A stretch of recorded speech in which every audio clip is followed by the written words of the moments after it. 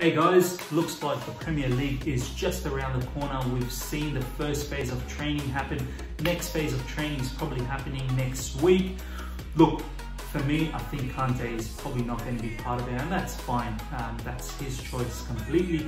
But stay tuned for the full video of my formation and my lineup for the Premier League restart. If you've enjoyed this video at the end of it, hit the like button. If you're here for the first time, subscribe. Hit the bell notification to stay in touch with all my content, and yeah, enjoy the video. Hey guys, welcome back to the other side of the coin. This week we've seen the start of the first phase of the training sessions back in the Premier League.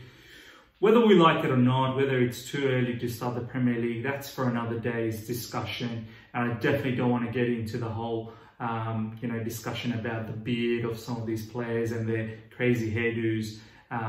For me, that's unnecessary for the timing. But what I want to talk about is, looks like the Premier League is set to come back very, very soon. Next week, they're talking about phase 2 training kicking in. So I thought it'd be very interesting to have a conversation about what could possibly be our lineup when this restart happens.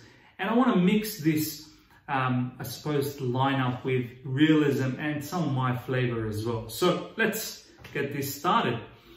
First of all, in the goalkeeper position for me, it's going to be Kepa. I think he's gone through that down period in between, and of course Frank has dropped him off the back of that. Caballero did a fairly okay job, but nonetheless, we should not forget that Kepa is our #1 keeper. And just before the lockdown, he had 2 tremendous performances, which ended up being, clean sheets as well. So I would have him back, reinstated as a keeper, and hopefully he can kick on and really finish this season off with a bang. In my defense, I would have 4 defenders. So I would go with Reece James in right back. I would go with this is one of, I suppose, Frank's flavor. It's not my choice, but seems like it's a player that he trusts a lot. It'll be Rudiger, because he really believes in his experience. For me, I would go with Zuma, but it looks like it will be Rudiger, I think. And the other centre-back, in my opinion, should be Andreas Christensen. I don't think Tamori should get the spot as yet. Christensen having the superior ball playing ability, and his positional awareness is far better, and he complements someone like Zuma or Rudiger in this case. I think Frank will go with Rudiger. So, having that balance between Rudiger and Andreas Christensen will be very, very important. And in left back, this is the tricky part, because, how can you drop someone like Azpilicueta, who's the club captain, but at the same time, someone like Alonso, who's had a very decent run of games just before the lockdown as well. But for me, Emerson, I don't think comes into the equation at all at this stage. He's had a very poor season. There's been plenty of rumours of him leaving the club as well in the summer window. So it's really between Azpilicueta and Alonso, and for me, it probably is Azpilicueta in the left back, purely because he adds a little bit more defensive awareness as opposed to Alonso. I know Alonso adds a lot more goal threat, but if I'm going to play with Reece James in right back, which I definitely want to, I want to have that added threat going forward in that right, right wing, sort of right fullback position. Then somehow I need to fit Azpilicueta as well, who I feel deserves to be in the team. So that's a tough one for me, but I'll go with Azpilicueta. In the midfield, I'm going to go with the 3. So I'm going to go with the 4-3-3 formation. So in midfield, I'm going with the 3. And here's a surprise package. I'm going to start straight away with Ruben Loftus-Cheek. I know he hasn't had much game experience this season. He's just, recovered from his injury, but I feel this 2 months of lockdown, he should have completely recovered. Yes, no match fitness, but nonetheless, who's going to have match fitness right now? It's pretty much, pre-season mode for everyone out there. So I'd throw him in there. His dynamic presence in the, especially in the left centre mid position, is going to be phenomenal. And his box-to-box presence is going to be great in defense with his height and his physical awareness, structure. And going forward, we've seen a few steps and he's into the attacking half. So For me, him being in the left centre midfield position is very crucial. In the sort of deep line playmaker position, or register, or defensive midfield, or whatever you want to call it, I would actually have Billy Gilmour. Now, hear me out before you get crazy. I know a lot of people want Jorginho in that position, but for me, it's Billy Gilmour because 2 back-to-back man of the match performances just before the lockdown. I don't know how honestly you can, drop him. I feel he adds a lot more tenacity in defense as well. His awareness in defensive phase is a lot better, in terms of interception. And look, I'm not saying Jorginho isn't good in the defensive phase. He does make a lot of interceptions, but for me, Billy Gilmour seems a lot more quicker than Jorginho. He's far better in tracking back in need be. So I would have him for that. In terms of passing ability, yes, Jorginho may be a little bit more superior in that sense, but Billy is not too far away.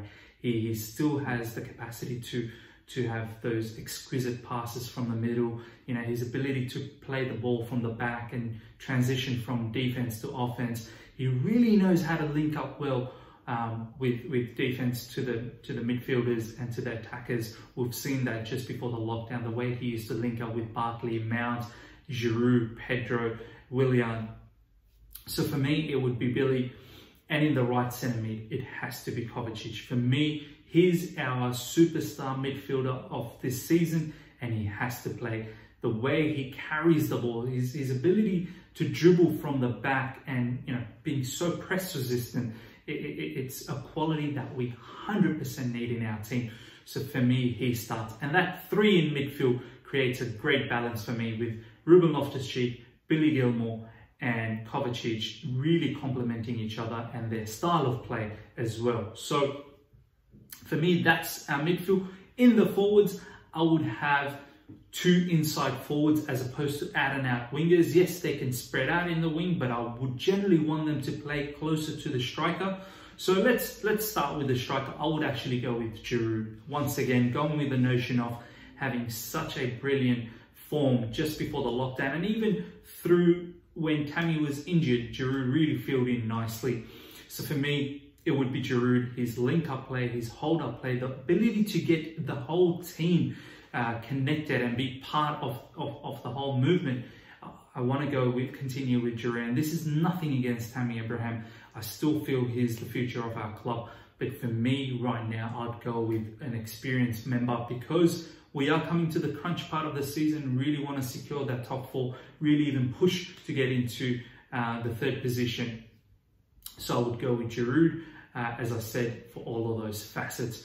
The 2 inside forwards I would have is Mason Mount and Pulisic. The reason being Mason's pure energy and his ability to win the ball up front, his tenacity, his pressing. We get a lot of drive from someone like Mason Mount, and he puts us in the front foot. His attitude, his ability to press and win the ball back just gives us that front foot vibe that we need, and really puts the opposition into panic mode. So we need that from Mason Mount. So I would have him. And someone like Willian, I don't want to invest any more time in him anymore, because come 30th of June, he's leaving. He's most likely not extending his contract. So I wouldn't invest any more time in him, and I'd rather give those minutes to Mason Mount, who's been instrumental this season for us as well. So, and his link-up play with Billy Gilmour and Giroud has been fantastic. And now with the likes of Ruben Loftus-Cheek and Kovacic in and around him, I think it will just enhance his game a lot more. Pulisic, for me, is purely because of his talent. Hopefully he's recovered from his injury, and I love his directness, his dribbling ability. He's a very, very good finisher as well, and we need someone who's able to just have that X factor. For me, he's the X factor in our team, and him being a lot closer to Giroud and Mason Mount, I feel he's going to create a lot of damage. And this idea of having the inside forwards is so that our fullbacks can really take advantage of the space, in the wings, and really whip in some nice crosses for the likes of Giroud, and players like Mount and Pulisic and Ruben Loftus-Cheek can really pile into the box and capitalize on that situation. So yeah, for me, this is the formation 4-3-3. This is the lineup that I would start with when Premier League restarts again, and I feel this is the team that can really put a lot of damage against the opposition. Let me know what your thoughts are. Tell me how you feel about this team. Tell me if you've got another idea about your lineups and your formation, who you choose in the comments below, and let's have a really healthy discussion. If you've enjoyed this video, press the like button, hit the bell notification to stay in touch with all my content, and subscribe if you're here new for the first time. See you.